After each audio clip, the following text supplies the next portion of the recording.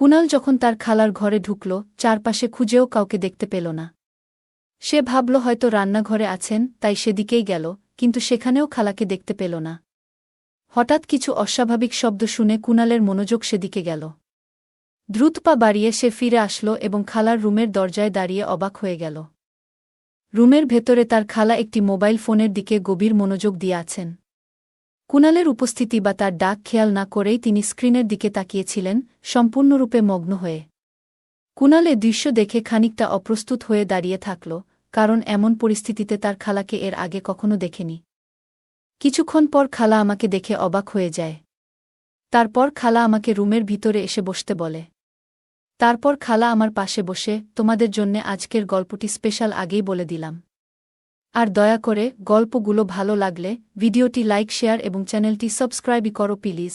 কুনাল এর জন্মের কিছুদিন পরেই তার মা মারা যান। তার বাবা এরপর দ্বিতীয় বিয়ে করেন। কুনালের সৎ মা খুবই অল্পবয়সী এবং অনেক সৌন্দর্যসম্পন্ন ছিলেন। তার মায়েরও একজন ছোট বোন ছিলেন, যাকে কুনাল ও খালা ই বলে ডাকত। কুনালের পরিবারে কিছু সামাজিক চাপ ছিল, বিশেষ করে তার সৎ মায়ের পক্ষ থেকে, যাতে তার বড় বোনের বিয়ে আগে সুষ্ঠুভাবে সম্পন্ন হয়। কুনাল যখন তার স্কুলের পরীক্ষা শেষ করে ছুটির দিনগুলো উপভোগ করছিল, তার বড় বোন তানিয়া তখন বাড়িতে ছিলেন। তানিয়ার 23 বছর বয়সী, সম্প্রতি বিয়ে শেষ করেছেন এবং বাড়িতে সময় কাটাচ্ছেন। কুনালের বাবা, যাকে সবাই সাহেব বলে ডাকত, তার চাচার সঙ্গে বিদেশে কাজ করতেন। তাদের বাড়িতেই 2 মেয়ে ছিল। তাদের বয়স ছিল প্রায় 28 বছর। তানিয়া খুবই সুন্দরী এবং পরিবারের সবার সঙ্গেই ভালো সম্পর্ক বজায় রাখতেন, কিন্তু তার মনের ভেতরে একটা খালি জায়গা ছিল। এই 23 বছরে সে এখনও জীবনে একজন সঙ্গী পাননি। তার কোনো বন্ধু নেই।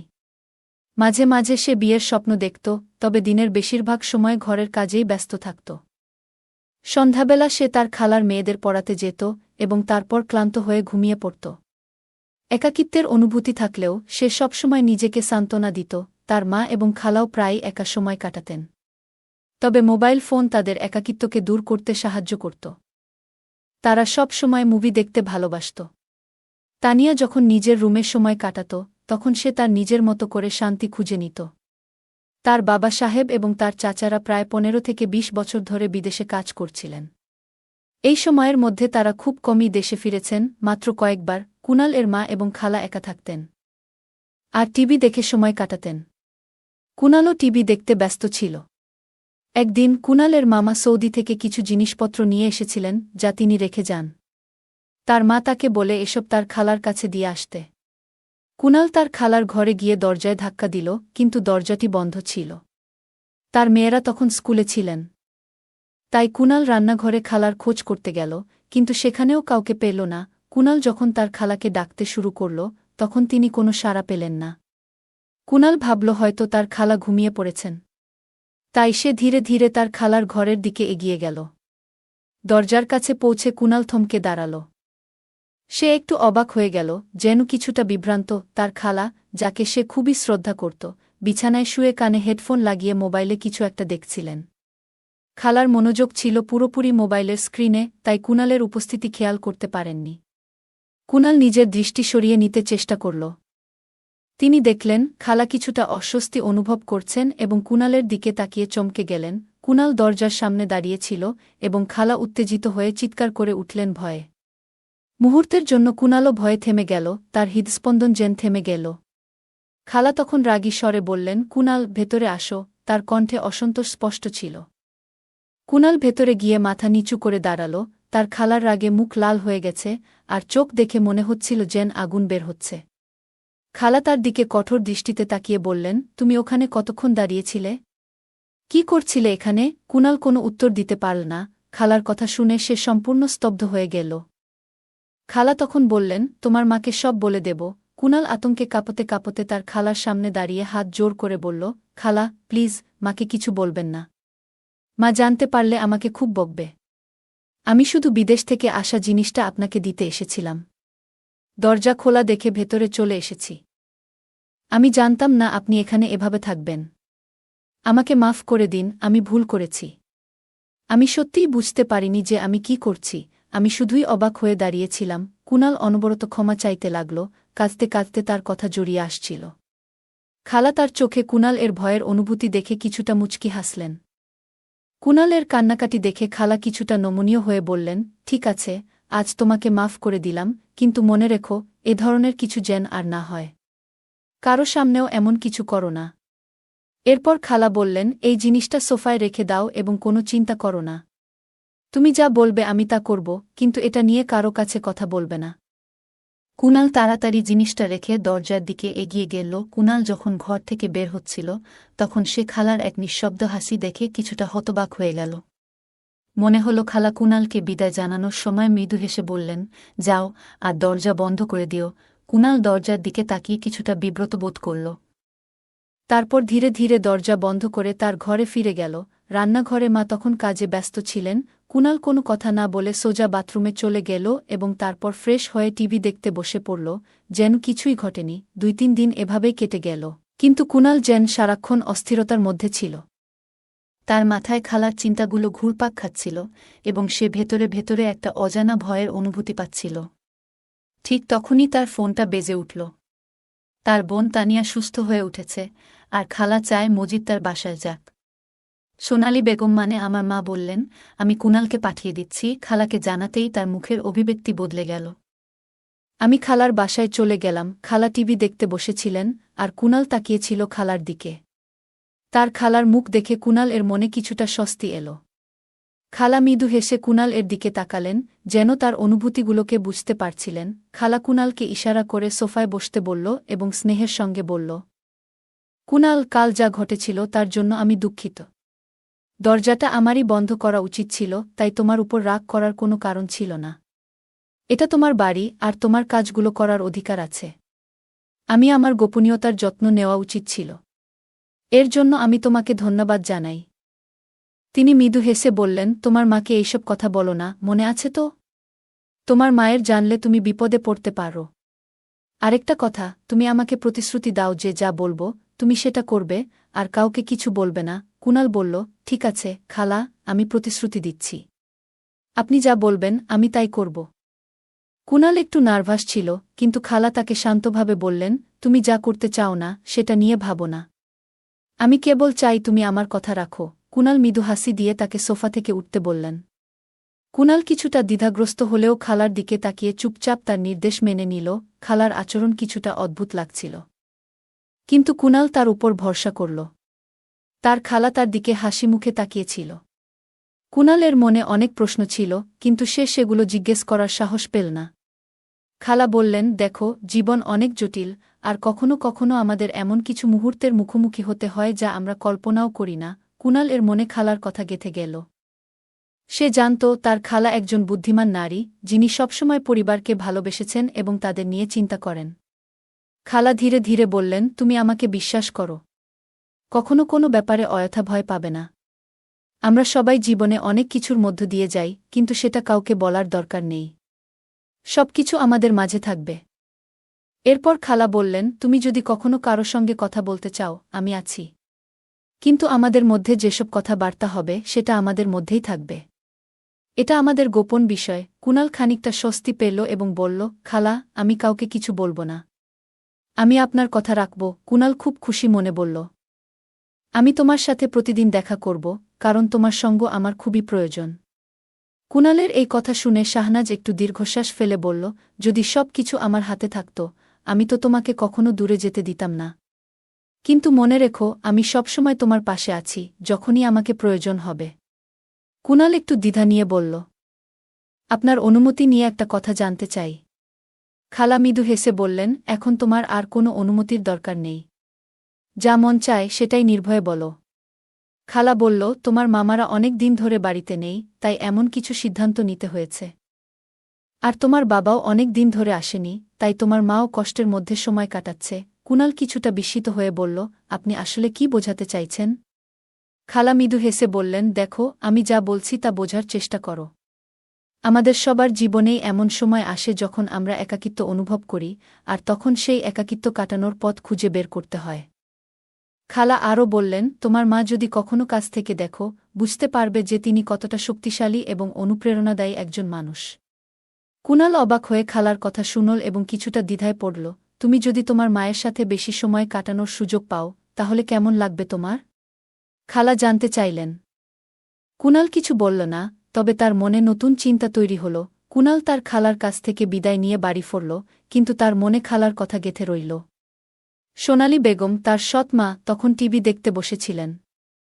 কুনাল কিছুটা বিভ্রান্ত অবস্থায় মাকে দেখে নতুন করে তার সম্পর্কে ভাবতে শুরু করল। সোনালী বেগমের দিকে তাকিয়ে কুনাল একটু ভিন্ন অনুভব করতে লাগল, এমন কিছু যা আগে কখনো হয়নি। কুনাল তার মায়ের কষ্টগুলো বুঝার চেষ্টা করতে লাগল। তার মায়ের প্রতি বিশেষভাবে নজর পড়ছিল, কিন্তু সোনালী বেগমও সেটা টের পেলেন। কুনাল মনোযোগ দিয়ে মাকে দেখছিল, কিছুটা চিন্তিতভাবে। মা খেয়াল করল যে কুনাল তখনও একই জায়গায় দাঁড়িয়ে আছে।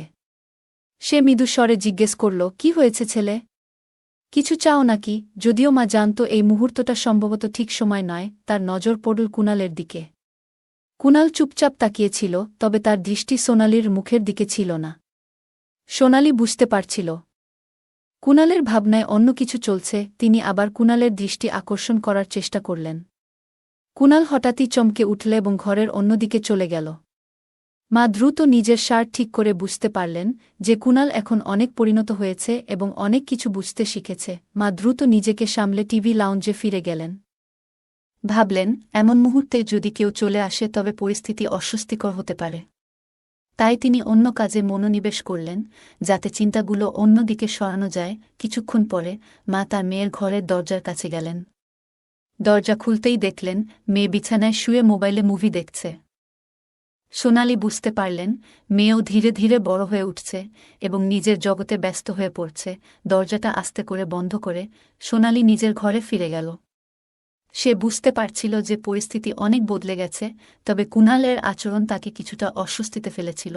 এদিকে কুনাল বাথরুমে ছিল এবং শাওয়ারের আওয়াজ শোনা যাচ্ছিল। মা ভাবলেন এটা হয়তো ভালো সময়, কিন্তু সাথে সাথেই সিদ্ধান্ত নিলেন যে আরও ভেবেচিন্তে পদক্ষেপ নিতে হবে। তাই তিনি দ্রুত নিজের কাজ শেষ করে নিজেকে মানসিকভাবে স্থির করার চেষ্টা করতে লাগলেন। অন্যদিকে একদিন কুনালের মনে অদ্ভুত এক কৌতূহল জাগল এবং সে ধীরে ধীরে বাথরুমের দিকে এগিয়ে গেল। দরজার কাছে পৌঁছে সে দেখল দরজাটা সামান্য ফাঁকা।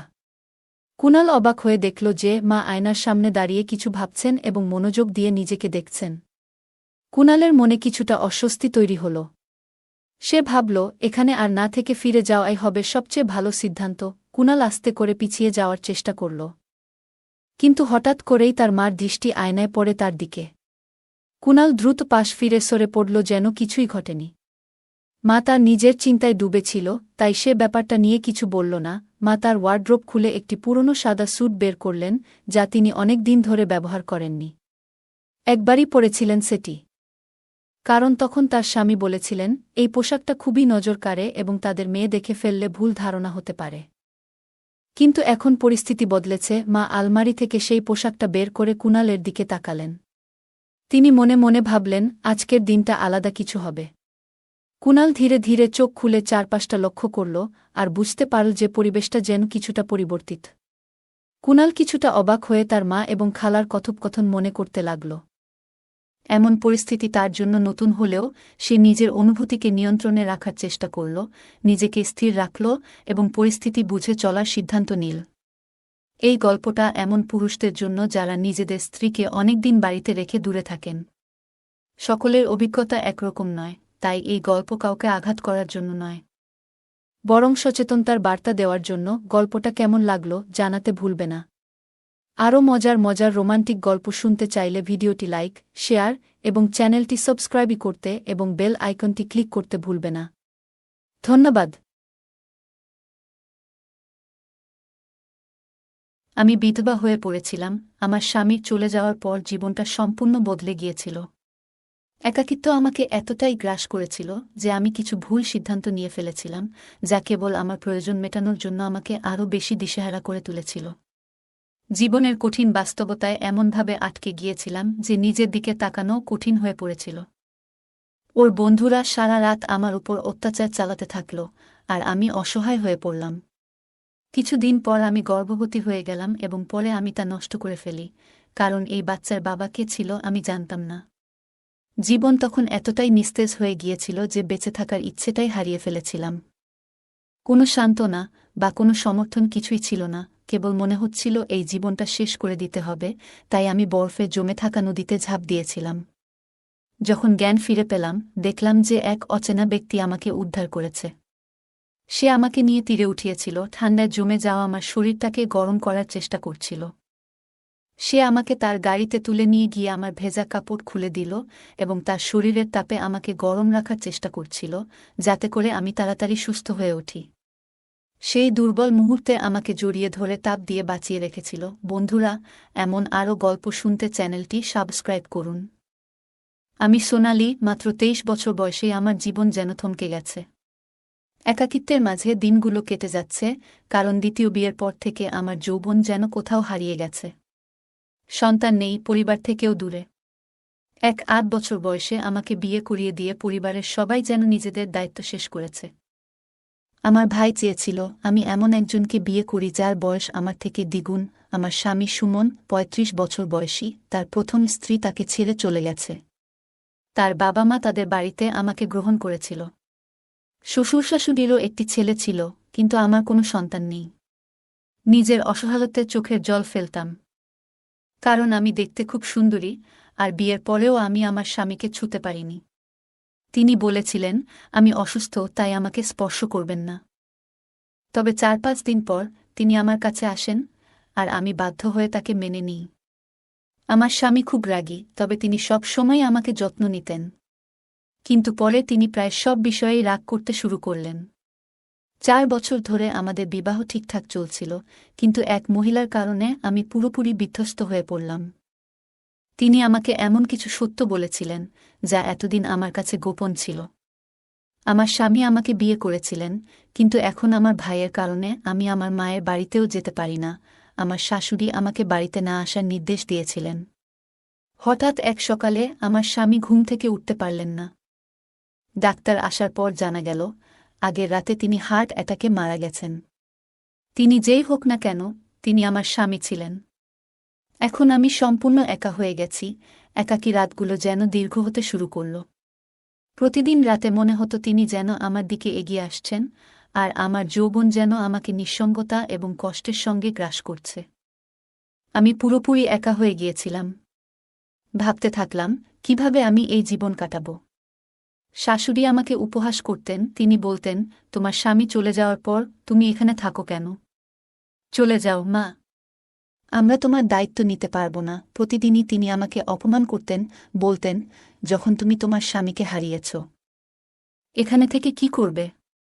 তুমি তো সন্তানও জন্ম দিতে পারোনি, তোমার এখানে কোনো অধিকার নেই। শাশুড়ির এই অবমাননা আমার জীবনকে অসহনীয় করে তুলেছিল, কিন্তু আমার জন্য আরও দুঃখ লেখা ছিল। একদিন তিনি আমাকে ঠেলে দিয়েছিলেন। আমি আমার ভাইয়ের কাছে ফিরে এলাম, কিন্তু আমার ভাই এবং তার বউ আমাকে সাফ জানিয়ে দিলেন, তুমি তোমার শ্বশুর বাড়িতে ফিরে যাও, আমরা তোমার দায়িত্ব নিতে পারব না। আমি বললাম, ভাই, তারা আমাকে ঘর থেকে বের করে দিয়েছে, আমি এখন কোথায় যাব, কি করব? তুমি যদি আমাদের দায়িত্ব নিতে না পারো, তবে এখন আমি কি করব?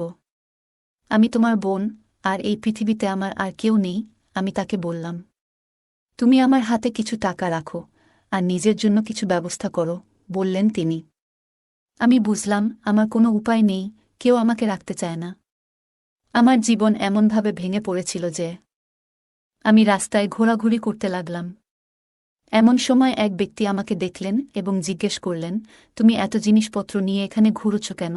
আমি বললাম, স্যার, আমি কিছু কাজ খুঁজছি এবং আমার থাকার জায়গা নেই। তিনি বললেন, আমার সাথে আসুন, বাসা দেখভাল করতে পারেন। লোকটি প্রায় 26 বছরের হবে। তাই প্রথমে দ্বিধায় ছিলাম, তবে তার সাথে যাওয়ার সিদ্ধান্ত নিলাম। তিনি আমাকে তার বাসায় নিয়ে গিয়ে খাবার দিলেন এবং রঙিন জামা দিয়ে বললেন, নতুন করে জীবন শুরু করুন। আমি ভেবেছিলাম এখানে কেউ আমাকে চেনে না, কি পড়লাম তাতে কি আসে যায়। তিনি জানতে চাইলেন, তুমি কি শিক্ষিত? আমি বললাম, স্যার, ইন্টারমিডিয়েট পর্যন্ত পড়েছি। তিনি বললেন, ঠিক আছে, আমার অফিসে চাকরি করবে। আপাতত এখানে থাকো। তার নাম ছিল সুনীল। প্রথম দিন অফিসে যেতে খুব চিন্তা হচ্ছিল, কিন্তু তিনি বললেন, তুমি আমার ব্যক্তিগত সেক্রেটারি হবে। তিনি আমাকে এমনভাবে দেখতেন যা অস্বস্তি করছিল, কিন্তু কিছু বলিনি। তিনি আমার বস, আর আমি একজন বিধবা। তার দৃষ্টিতে কিছুটা অস্বস্তি থাকলেও আমারও একাকী জীবনে এক নতুন রোমাঞ্চ দরকার ছিল। আমি বর্তমানে তার বাসায় থাকি, বাসাও দেখাশোনা করি, অফিসের কাজের পাশাপাশি আমি বাড়িতেও রান্না করতাম। একদিন সুনীল রান্নাঘরে এসে জিজ্ঞেস করল, তুমি কি রান্না করছো? সে খুব কাছে এসে দাঁড়াত এবং তার আচরণে আমি ভয় পেতাম। আমি বললাম, স্যার, আপনি সবসময় আমাকে ভয় দেখান। আর তিনি বলতেন, ভয় কাটাতে হবে। ধীরে ধীরে আমি তার প্রতি দুর্বল হয়ে পড়ছিলাম। সুনীল আমার প্রতি যত্নশীল ছিল এবং 1 মাসের মধ্যে আমি বুঝতে পারলাম সে আমাকে সম্মান করে। একদিন কবির আমাকে বলল, আমি এখানে আছি তোমার পাশে, তুমি আর একা নও। তোমার প্রাইভেসি চাইলে সেটা তুমি পাবে। তার কথায় বিভ্রান্ত হলেও আমি তাকে হ্যাঁ বলা শুরু করি। তার প্রতি আমার ভালোবাসা দিন দিন বেড়ে চলছিল। একদিন বললাম, সুনীল, তুমি আমাকে খারাপ সময় সমর্থন করেছ। আমি তোমার কৃতজ্ঞতা প্রকাশ করতে পারছি না। একদিন প্রবল বৃষ্টি শুরু হলো, বজ্রপাতের আলোয় সবকিছু সাদা হয়ে গেল। বৃষ্টির ফোঁটা আমার শরীর ভিজিয়ে দিল। দাঁড়িয়ে থাকতে থাকতে আমি ভাবতে লাগলাম কতটা একা আমি। স্বামীকে হারিয়ে আমি ভালোবাসার জন্য তৃষ্ণার্ত ছিলাম। যদিও তিনি আমার জীবনের সাপোর্ট ছিলেন, এখন আমি সম্পূর্ণ একা। আমার বলতে এখন আর আমার কেউ নেই। বৃষ্টির মধ্যে দাঁড়িয়ে হঠাৎ সুনীল তার গাড়ি থামিয়ে আমার কাছে এসে দাঁড়াল। আমার ভেজা শরীর দেখে বলল, তুমি খুব সুন্দর, আমি তোমার জন্য পাগল। সাদা শাড়িতে তোমাকে ভালো লাগছিল না, তাই তোমাকে রঙিন শাড়ি দিলাম। সুনীল আমাকে জড়িয়ে ধরল, আর আমার শরীরে শীতল একটা অনুভূতি আসতে লাগল। সেই মুহূর্তে আমরা দুজন একে অপরের খুব কাছে এলাম। সুনীল বলল, আমি অনেক দিন ধরে তোমাকে চাচ্ছি। এই দূরত্ব আজ মিটে যাক। আমি সুনীলকে সত্যিই ভালোবাসতাম, তাই সেদিন আমি আর তাকে কিছু বলিনি। আমি জানতাম না যে আমি আমার জীবনে আরও কিছু ভুল করতে যাচ্ছি, যা আমার জীবনকে আরও দুর্বিষহ করে তুলবে। আমার একাকিত্বে একজন সাপোর্ট প্রয়োজন ছিল, যে আমার ভালোমন্দ সবকিছুতেই পাশে থাকবে। সেই রাতে আমি সুনীলকে গভীরভাবে ভালোবাসলাম এবং মনে হল আমার জীবন যেন আবার নতুন করে শুরু হচ্ছে। আমি সুনীলকে বিশ্বাস করতাম, কিন্তু বিয়ের প্রসঙ্গ এলে সে এড়িয়ে যেত। আমার আশা ছিল যে সুনীল একদিন আমাকে সমর্থন করবে, আমাকে বিয়ে করবে। কিন্তু আমার ধারণা ভুল ছিল। একদিন সুনীল তার কয়েকজন বন্ধুকে বাড়িতে নিয়ে এলো। সে আমাকে বলল, বন্ধুরা তোমার সাথে দেখা করতে চায়। আমি হাসিমুখে তাদের গ্রহণ করলাম, কিন্তু ওদের কথায় আমি চমকে উঠলাম। ওরা বলল, আজ আমরা একসাথে আনন্দ করব। আমি বুঝতে পারলাম না কি ঘটতে যাচ্ছে। আমি জানতে চাইলাম, সুনীল তো আমাকে বিয়ে করবে, তাই না? কিন্তু ওরা হাসতে লাগল। রাত বাড়তে থাকল। আমি রুম থেকে বের হতে চেষ্টা করলাম, কিন্তু ওরা আমাকে থামিয়ে দিল। সেই রাতে যা ঘটল তা আমার আত্মা পর্যন্ত নাড়া দিয়ে গেল। আমি চিৎকার করলাম, কাঁদলাম, কিন্তু কেউ আমাকে সাহায্য করল না। ওরা বারবার আমার উপর অত্যাচার চালাতে থাকল, আর আমি অসহায় হয়ে পড়লাম। আমার কিছু করার ছিল না, আমি অসহায় ছিলাম। সুনীল আমাকে ছেড়ে গেল না, এমন অবস্থায় রেখে গেল যে আমি বিছানা থেকে উঠতেও পারছিলাম না। সেই অবস্থায়ও সুনীল আমার কাছে আসতেন তার প্রয়োজনে। আমি তার হাতের খেলনা হয়ে গিয়েছিলাম, নির্জীব এবং অসহায়। কোনোভাবে আমি এই বন্দিত্ব থেকে মুক্তি পেতে চাইতাম। শীঘ্রই জানতে পারলাম আমি গর্ভবতী। আমি সুনীলকে বললাম, আমি জানি না এটা কার সন্তান। তুমি চলে যাও, আমার সাথে আর কোনো সম্পর্ক নেই। সুনীলকে রাখতে চাইনি, তাই নার্সিংহোমে গিয়ে সন্তানের গর্ভপাত করলাম। এখন আর সুনীলের কাছে ফিরে যেতে চাইনি, কিন্তু আমারও যাওয়ার জায়গা ছিল না। জীবনের কোনো ইচ্ছাও ছিল না। পাহাড়ে গিয়ে বরফের নদীর তীরে ঘোরাঘুরি করতে লাগলাম। শেষে নদীতে ঝাঁপিয়ে পড়লাম।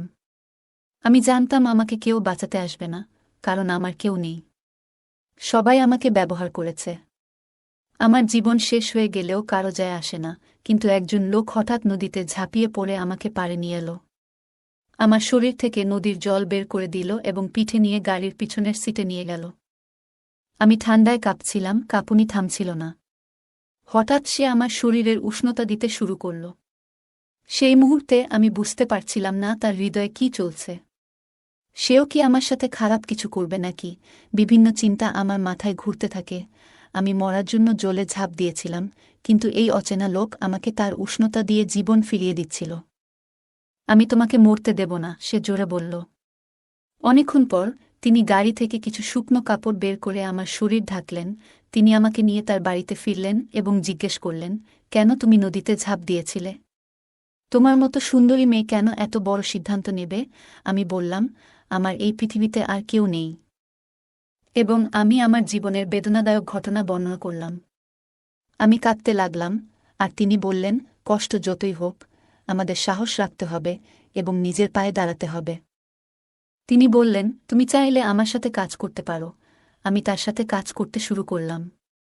একদিন তিনি বললেন, তোমার জীবন বাঁচানোর জন্য আমি সব করতে চাই।